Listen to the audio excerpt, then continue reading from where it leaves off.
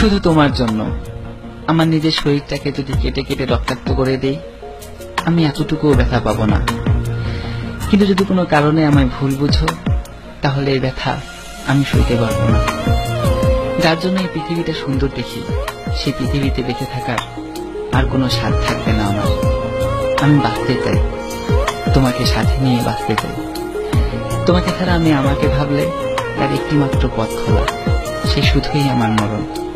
Please আমায় মরতে দিও না। I love you. যদি কখনো পাথর হয়ে যায়, আমায় একটু ছুঁয়ে দিও, জীবন ফিরে পাবো।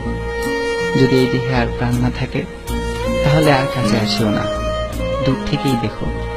আমার আত্মা তোমায় খুঁজবে, যখন পাবে না হয়তো নীরব হয়ে শুধু কাঁদবে। কিন্তু যদি কাছে থাকো, তাহলে পাগলের মতো ছুটোছুটি করবে আমার আত্মা। অনেক মানুষের ভিড়েও তোমার সামনে এসে চিৎকার করে কাঁদবে। আত্মার আত্মচিৎকার কেউ শুনবে না। সমস্ত স্মৃতিগুলো মনে পড়বে, দুজন একসাথে বাঁচতে চেয়েছিলাম, কিন্তু এই সময় এই সংসার আমায় বাঁচতে দিল না গো। তোমায় দেখলে বেঁচে থাকার অনন্ত স্বাদ মরে গিয়েও হয়তো জেগে উঠবে।